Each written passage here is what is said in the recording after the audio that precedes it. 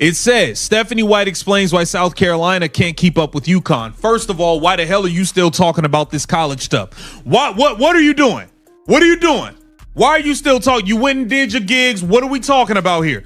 What are we talking about here? You need to be focused on the Indiana Fever right now.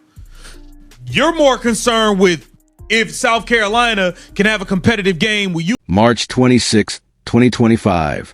The Indiana Fever have exactly number days left before the expansion draft protection deadline.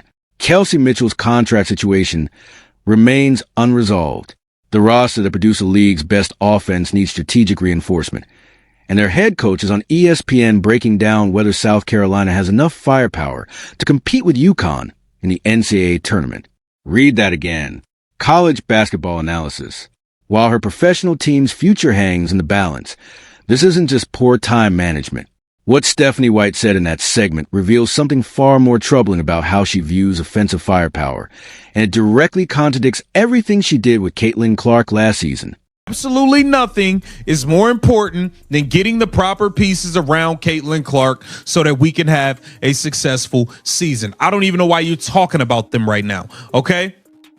Now, there was a comment she made about the Connecticut offense in comparison to the South Carolina offense, which is really, really interesting to me because the Indiana Fever had the best offense in the league before you got there, and you came there and messed it all up. You was just supposed to bring the defense. That's what you were known for. But when it comes to Here's the exact quote from White on that ESPN segment. When asked who could challenge UConn, she said, "I just don't think South Carolina has enough offensive firepower to keep up with UConn." She's picking teams based on their offensive explosiveness, their ability to score in bunches, and their capacity to create shot opportunities and convert them at elite efficiency, which is fascinating because 7 months ago, Stephanie White spent an entire season systematically dismantling the most explosive offensive weapon in WNBA history. Remember what happened when Caitlin Clark went nuclear against the New York Liberty? Three-pointer after three-pointer from distances that shouldn't be legal, shooting from what commentators literally called Tokyo range while standing in Indiana. The kind of offensive firepower that draws comparisons to Steph Curry. The exact type of explosive scoring that White now claims to value when evaluating college teams. And Stephanie White stood on the sideline with her arms crossed, visibly frustrated, because that wasn't the right way to play basketball. But you never do that for Caitlin Clark. You call her brand of basketball hero ball. Let's take a look, man. While Indiana Fever fans know Stephanie White as their head coach, perhaps they don't know that much of White's coaching history came at the college ranks. After her own playing career ended, White was an assistant coach at Ball State University for a season, then went to Kansas State for a season, then went to Toledo for 3 seasons. After that, White went to the professional ranks and was an assistant with the Chicago Sky for a few years and then came back. She called it hero ball. That's the term she used to describe the most efficient offensive performance of the season. When your point guard is hitting from 30 feet with defenders draped all over her and you're mad about it, that tells you everything about your offensive philosophy. But it gets worse. White didn't just criticize Clark's explosive scoring in press conferences. She actively schemed to prevent it.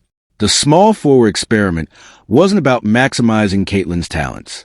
It was about limiting them, moving her off ball, reducing her touches, and forcing her to play a position where she couldn't orchestrate the offense. And then there's the hub concept, making Lexi Hall a secondary ball handler. Try to turn the offense into a system where multiple players initiate, which sounds democratic and team-oriented until you realize what it actually means. Getting the ball out of Caitlin Clark's hands. The Indiana Fever had the most efficient offense in the league before Stephanie White arrived. They led the WNBA in offensive rating. And White's first move was to redesign the system to reduce the offensive firepower of the player generating that efficiency. White produced a 46-83 record during her 5 seasons at Vanderbilt. Absolutely piss poor trash. That was trash. She clearly showed enough for the Connecticut Sun to hire her as a head coach in 2023, which clearly was a good call, okay? Now, here it says, therefore, White has a clear love and understanding of the college game, not to mention that she works as a basketball analyst for ESPN and the Big Ten Network during the WNBA offseason. Now let's talk about White's coaching history, because this pattern isn't new. At Vanderbilt, She posted a 4,683 record over 5 seasons. That's a 35% win rate in college basketball. Those aren't rebuilding numbers. That's not inheriting a disaster and making incremental progress. That's 5 full years of losing basketball. But somehow the Connecticut Sun looked at that resume and said, yes, that's our next head coach. And to be fair, White did well in Connecticut. She inherited a veteran roster that knew how to win, added some defensive intensity, and got out of the way. That's the blueprint that works for her. Experienced players who don't need offensive creativity, a defense-first mentality, or limited innovation are required, which makes the Indiana situation fascinating, because now she's got a 23-year-old generational talent who plays nothing like a Connecticut Sun veteran. Clark creates offense through improvisation, deep shooting, and court vision that breaks conventional defensive schemes. That's the opposite of the structured defense-first limit possessions approach that White prefers. Hat and think critically about other teams, both in professional ranks and in college. This is not the time to be taking off your professional Indiana Fever hat and being worried about how can South Carolina keep the game competitive with UConn. This is not the time for that. This is not the time for that, man. Y'all messed up last offseason. Can we lock in? Come on, man. Here it says, now this is what is mind-boggling in relation to Caitlin Clark. Check this out. Stephanie White question. And here's where the ESPN appearance becomes genuinely problematic. The article from Sports Illustrated points out that White works as a basketball analyst for ESPN and the Big Ten Network during the WNBA offseason, which means she can take off her Fever coaching hat and think critically about other teams. Take off her Fever coaching hat during the offseason when the expansion draft is days away. When Kelsey Mitchell's future with the team remains uncertain, every decision made in the next 2 weeks will determine whether Indiana can build on last year's playoff appearance or slide backward. This is the most critical offseason in franchise history. They have a Rookie of the Year, an all-star caliber shooting guard who might leave, and a roster that needs strategic additions to compete with New York, Minnesota, and Las Vegas. And their head coach is doing media analysis of college basketball games. The last offseason was a disaster. The Dana Bonner situation where White reportedly overpromised contract terms and then couldn't deliver, creating a messy exit that damaged the team's reputation. The TMI Benlay signing that looked good on paper but never materialized into consistent production. The failure to address defensive rebounding, which plagued them all season. White never fully addressed any of those mistakes. Music. No accountability, no acknowledgement that the roster construction had significant flaws. Just move forward like it never happened. Firepower. You tried to single-handedly shut down the most electrifying, the greatest, most offensive firepower in the league by putting Caitlin Clark as small forward last season. Now you care about offensive firepower?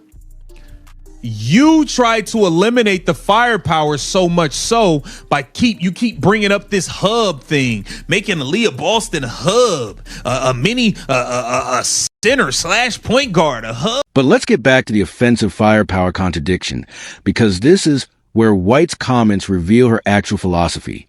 When evaluating college teams, she values explosive scoring. When coaching professional players, she actively suppresses it. You know what that suggests? Control. It's not about winning the most efficient way possible. It's about winning her way. Defense first. Structured offense. Limited individual creativity. That approach works when you have veteran players who've already proven themselves and just need organization. It fails spectacularly when you have a once-in-a-generation offensive talent who needs freedom to operate. Think about the greatest offensive players in basketball history. Did they thrive in systems designed to limit their touches? Did coaches look at Steph Curry and say, we need to get the ball out of his hands more? Did anyone watch Diana Taurasi and think, she's taking too many shots? We need more ball movement. No, you build around generational talent. You maximize their strengths. You put them in positions to dominate. And if that means your offense looks like hero ball sometimes, who cares? The scoreboard doesn't judge style points. Hands. That's not giving us more firepower. You said yourself when Caitlin Clark was on fire, demonstrating all the firepower you need, when she was going off 3 after 3 after 3 versus the New York Liberty, when she was shooting from Tokyo, okay, while making the baskets in Indiana, you ran around and called it hero ball. You sat there on the sidelines with your arms crossed mad like this because she was on fire. It was explosive. It was offensive firepower. Now you're picking teams in college because of their offensive firepower. Stop it, man. Stop it, man. I don't understand this lady. You know, you a defensive coach. You're the defensive lady, right? That's your whole thing. Defense, defense, defense. Why ain't you picking a defensive team then? Since when did you start being so enamored with offensive firepower? It's weird.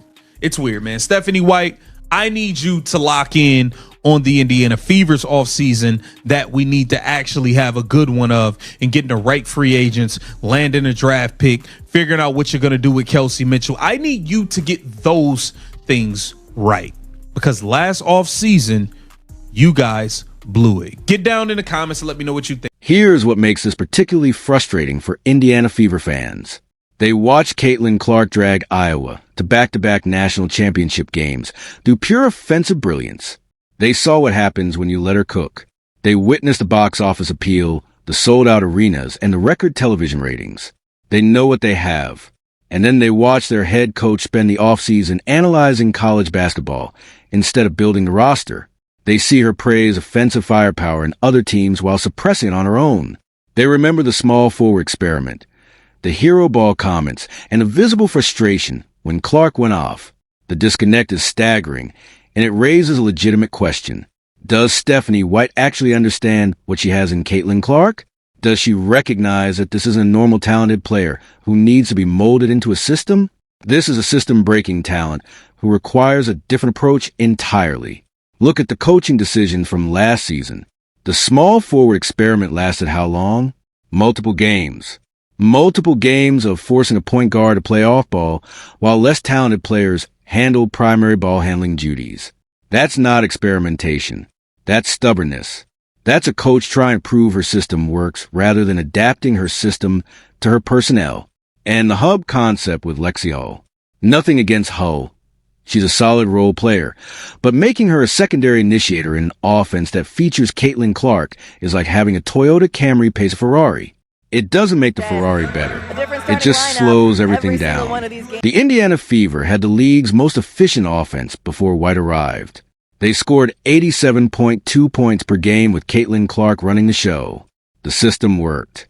It wasn't broken. And White's first instinct was to fix it anyway. Now, contrast that with how she talks about UConn's offense. She praises their efficiency, their depth, their ability to score from multiple positions. She recognizes that explosive offense wins championships at the college level. But somehow that recognition doesn't translate to her professional coaching philosophy. Why? What's the disconnect? Is it ego? Is it a fundamental belief that professional basketball requires more structure than college? Is it discomfort with a player who operates outside traditional offensive schemes? Whatever the reason, it's creating a massive problem because Caitlin Clark isn't going to suddenly become a different player. She's not going to transform into a low-usage spot-up shooter who fits neatly into a defensive-minded system. That's not who she is. That's not what makes her special. And trying to force that transformation is how you waste a generational talent. The clock is ticking. The expansion draft protection deadline approaches. Free agency looms. Kelsey Mitchell needs a decision. The roster needs reinforcements. And every day Stephanie White spends doing ESPN analysis is a day not spent solving these problems. Last offseason was a disaster. The Dana Bonner situation damaged relationships around the league. The roster construction had obvious holes that were never addressed. The coaching decisions limited the team's best player. And now heading into the most important offseason in franchise history, the same patterns are emerging.